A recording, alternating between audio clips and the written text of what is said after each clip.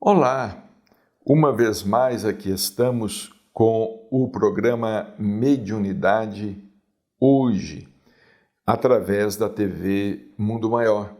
Como sempre, o nosso carinhoso abraço, as nossas melhores vibrações de saúde e paz a você que nos acompanha e prestigia com a sua audiência. Que você tenha muita paz em sua casa, com todos os seus familiares. Nós temos procurado falar em nossos programas, neste ano 2022, Chico Xavier está no mundo espiritual, se transferiu para o mundo espiritual já há 2 décadas, 20 anos. 30 de junho de 2002 e 30 de junho de 2022. Então, nós estamos dando um destaque em nossos programas, através da TV Mundo Maior, às obras mediúnicas de Chico Xavier, as principais obras de Chico Xavier, para termos uma ideia de como esse trabalho obedeceu a um planejamento de ordem superior, a um espírito de sequência extraordinário. Hoje nós gostaríamos de dizer o seguinte, que no ano de 1946, interessante, no ano de 1946, apenas uma obra foi lançada pela Federação Espírita Brasileira. Este 4º livro, de autoria de André Luiz, Obreiros da Vida Eterna. É uma sequência, Trata-se de uma sequência. Nosso Lar, Os Mensageiros, Missionários da Luz, Obreiros da Vida Eterna. E mais uma vez, nós gostaríamos de dizer que toda a obra mediúnica de Chico Xavier contou com a supervisão espiritual de Emmanuel. Todas as obras de André Luiz são prefaciadas por Emmanuel, desde Nosso Lar. O prefácio é de Emmanuel. E em 1946 apareceu apenas este livro, Obreiros da Vida Eterna.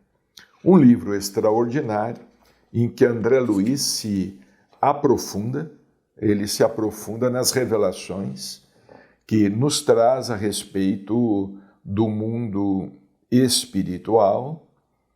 Aqui, por exemplo, ele nos leva até ao limiar das dimensões inferiores, consideradas subcrostais. Porque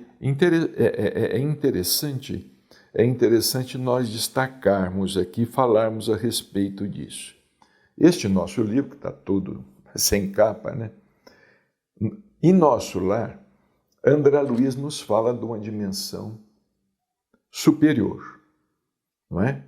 Ele fala a respeito de uma cidade construída no chamado umbral fino, na superior dimensão do umbral. Neste livro, Obreiros da Vida Eterna, ele nos dá uma ideia, ele vai nos introduzir, nos dar uma ideia dos espíritos que habitam regiões subcrostais, não é? Ou no interior da Terra. Ele vai falar aqui sobre o abismo, ele vai falar daqueles espíritos que estão em situação mais difícil, alguns deles dementados, dementados, perturbados, alguns deles entregues à insanidade, muitos deles são escravizados, não é? São escravizados, vivem em regime de escravidão, em cidades existentes, nas dimensões subcrostais. Existem cidades, são cidades, assim como nós temos cidades sobre a crosta. Nós somos espíritos encarnados que construímos cidades. Os espíritos são homens fora do corpo que constroem cidades. Então nós temos cidades subcrostais, como nós temos cidade também supracrostais, ou seja, acima da crosta terrestre. Mas na obra de André Luiz, que obedece uma sequência conforme nós dissemos, os espíritos então julgaram por bem, a partir do ano de 1946, logo após terem escrito Obreiros da Vida Eterna, eles julgaram por bem escrever uma série de obras infantis. Interessante, vejamos. O mundo espiritual, ele não esqueceu as crianças. Eles começaram, então, a partir de 1947 já, a escrever uma série de obras infantis, obras dedicadas à infância. E tanto é assim que, em 1947, surge o livro O Caminho Oculto, de Veneranda.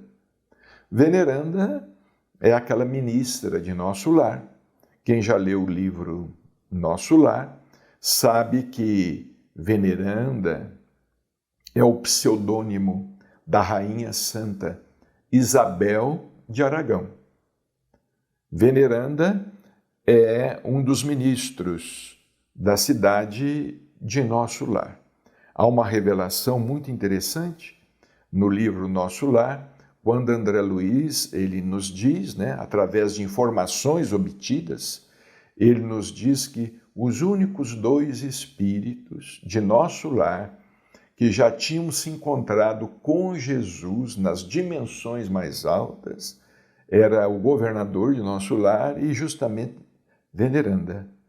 Não é? Então, Veneranda escreveu por Chico Xavier em 1947 esses livros todos editados pela FEB, pela Federação Espírita Brasileira, escreveu O Caminho Oculto. É um livro para criança, muito utilizado na evangelização infantil. No mesmo ano de 1947, surge também de Veneranda um outro livro, Os Filhos do Grande Rei. Em 1947 também surge o primeiro livro de Néio Lúcio.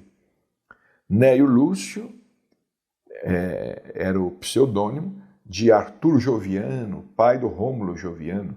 O senhor Arthur Joviano, quando encarnado, ele havia sido professor. Foi um professor de mérito aqui no estado de Minas Gerais. Ele foi professor. Não é? Então ele escreveu em 1947, através de Chico Xavier, o livro Mensagem do Pequeno Morto. Ainda em 1947, vejamos bem, em 1947, Casimiro Cunha, poeta, trovador da cidade de Vassouras, estado do Rio de Janeiro, Casimiro Cunha escreve através de Chico Xavier História de Maricota. Escreve em versos, em trovas, História de Maricota. Ainda em 47, vem o espírito de João de Deus. João de Deus, um poeta português, não é, que participa do Parnaso de Além Túmulo, ele vem e escreve Jardim da Infância, também dedicado à criança. Também no ano de 1947, Vejamos quantos livros foram produzidos mediunicamente em 1947. Depois nós vamos contá-los aqui. Em 1947 surge o livro Volta Boccagi, de Manuel Maria Boccagi, um poeta português, um grande sonetista, um dos maiores sonetistas da língua portuguesa. A fé bendita Volta Boccagi. E ainda em 1947 surge mais um livro de André Luiz, o extraordinário livro No Mundo Maior. Vejamos bem, é o 5º livro de André Luiz, No Mundo Maior. Todos eles psicografados em 1947, ou pelo menos editados em 1947. Vamos contar: 1, 2, 3, 4, 5, 6, 7. 7 livros em 1947. Vejamos como o mundo espiritual estava produzindo. Chico Xavier, em plena robustez, com muita saúde, 36 anos de idade, como o mundo espiritual aproveitou para produzir, e obras em estilos completamente diferentes. Escrevendo para criança, de repente vem o Boccagi com sonetos, e de repente, para encerrar o ano, vem André Luiz com um novo livro No Mundo Maior, que é uma obra extraordinária.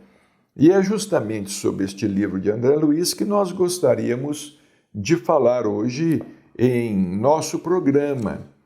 Este livro é considerado pelos estudiosos da doutrina espírita um dos mais interessantes da lavra mediúnica de Chico Xavier.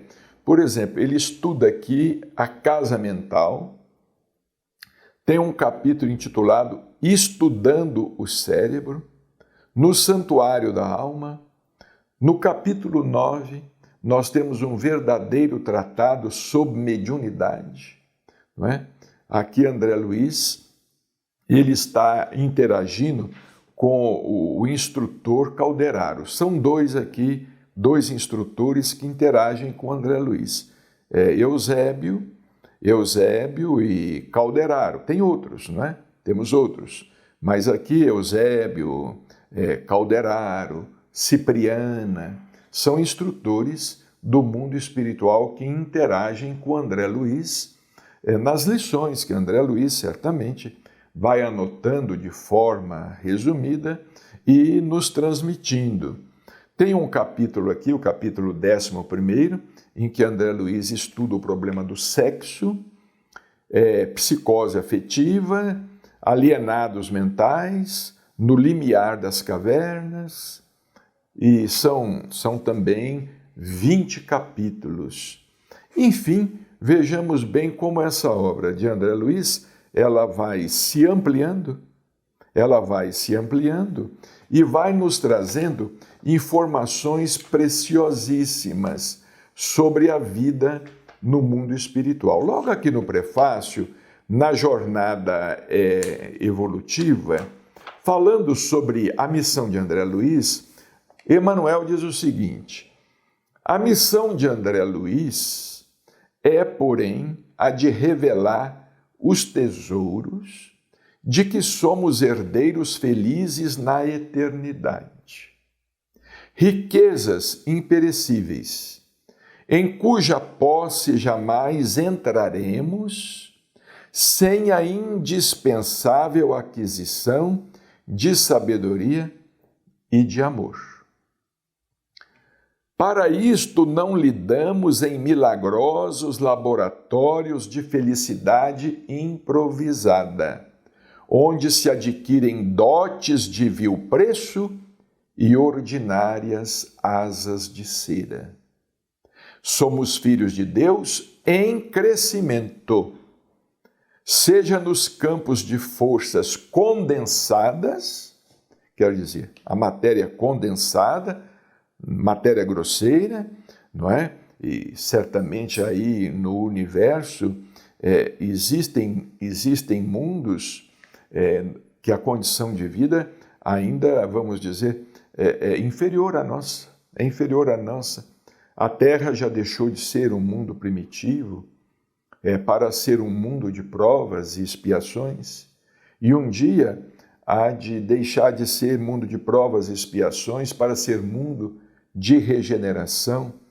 Vejamos, a Terra foi um mundo primitivo, mas também já foi um mundo subprimitivo. Existem mundos espalhados no universo, em outros sistemas, pertencentes a outras galáxias. Existem mundos em que a vida se revela muito mais primitiva, muito mais grosseira do que aqui na Terra. Imaginemos a condição desses mundos, né? A condição desses espíritos que estão nos primeiros degraus dessa escalada ou dessa escala evolutiva, né? E imaginemos aqueles espíritos que já transcenderam a sua própria humanidade, como nos fala Allan Kardec lá no livro O Livro dos Espíritos, que tudo se encadeia em um universo, né? Do átomo ao arcanjo, que por sua vez também começou por ser átomo. É o princípio da evolução.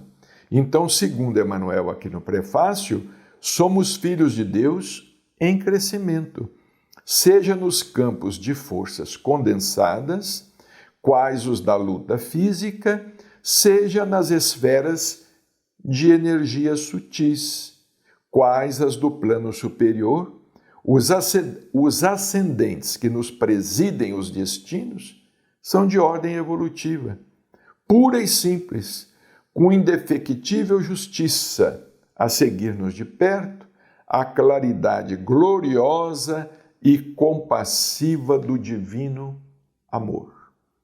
A morte a ninguém propiciará passaporte gratuito para a aventura celeste. Isso aqui é bom repetir, né? A morte a ninguém propiciará passaporte gratuito para a aventura celeste. Nunca promoverá compulsoriamente homens a anjos. Cada criatura transporá essa aduana da eternidade com a exclusiva bagagem do que houver semeado. E aprenderá a ordem e a hierarquia. A paz do trabalho edificante são características imutáveis da lei em toda parte.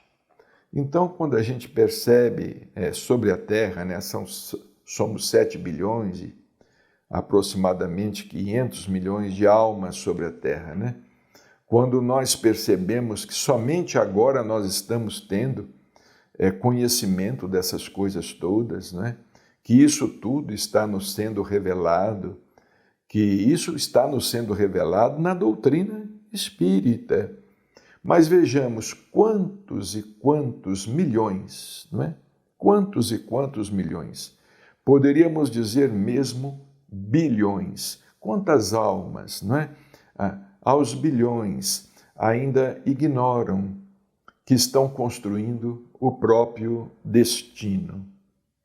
Quantos ainda ignoram que são construtores de sua felicidade ou de sua infelicidade, que são espíritos imortais, que não estão na Terra pela primeira vez, como também não estarão pela última vez. Quantos ignoram que estão realizando, através dos séculos e dos séculos, estão realizando um aprendizado que para muitos é lento. Mas quando nós tomamos consciência disso tudo, nós temos condições de apressar um pouco o nosso aprendizado. Nós temos condições de caminhar um pouco mais rapidamente quando nós tomamos essa consciência ou quando começamos a tomar essa consciência. Porque, em verdade, muitos de nós ainda ficamos aí naquele vai, não vai, não é? Aceitamos ou não aceitamos, damos um passo adiante, outro atrás. E Emmanuel, concluindo, diz aqui o seguinte: ninguém depois do sepulcro gozará de um descanso a que não tenha feito jus, porque o reino do Senhor não vem com aparências externas. Os companheiros que compreendem na experiência humana a escada sublime, cujos degraus há que vencer a preço de suor, com o proveito das bênçãos celestiais, dentro da prática incessante do bem, não se surpreenderão com as narrativas do mensageiro interessado no servir por amor. Agora, é claro, aquele que espera descansar depois da morte, aquele que espera um descanso eterno, aquele que espera céu, né? Porque ninguém espera inferno. Ninguém espera inferno, né? Vamos dizer, no mínimo a pessoa espera por um purgatório, né? Onde possa ter uma breve passagem. Mas aqueles que esperam por um descanso eterno após a morte, não aceitarão. Argumentarão contra os argumentos que André Luiz, as revelações que André Luiz nos fez através da mediunidade de Chico Xavier, né? Tem muitos que dizem assim, mas depois de ter sofrido tanto na Terra, ter lutado tanto, eu vou ter que voltar, eu vou ter que vir em um novo corpo, eu vou ter que continuar lutando do outro lado, eu vou ter que continuar trabalhando, eu vou ter que continuar estudando do outro lado. O que será que nós esperamos, né? Na verdade, nós nos habituamos, com outras crenças religiosas, nós nos habituamos a esperar milagres de transformação promovidos pela morte. E esses milagres de transformação, eles não existem. E Emmanuel diz assim, olha, os companheiros que compreendem na experiência humana a escada sublime, cujos degraus há que vencer a preço de suor, com o proveito das bênçãos celestiais, dentro da prática incessante do bem, não se surpreenderão com as narrativas do mensageiro interessado no servir por amor. Sabem eles que não teriam recebido o dom da vida para matar o tempo, nem a dádiva da fé para confundir os semelhantes, absorvidos que se acham na execução dos divinos desígnios. Todavia, aos crentes do favoritismo, presos à teia de velhas ilusões, ainda quando se apresentem com os mais respeitáveis títulos, as afirmativas do emissário fraternal provocarão descontentamento e perplexidade. É natural, porém, cada lavrador respira o ar no campo que escolheu. Para todos, contudo, exoramos a bênção do Eterno, tanto para eles quanto para nós. Emmanuel Pedro Leopoldo, 25 de março de 1947. Então está aí essa obra literária riquíssima, que infelizmente poucos ainda conhecem. Vamos procurar estudá-la. Muita paz e até o nosso próximo encontro, se Deus quiser.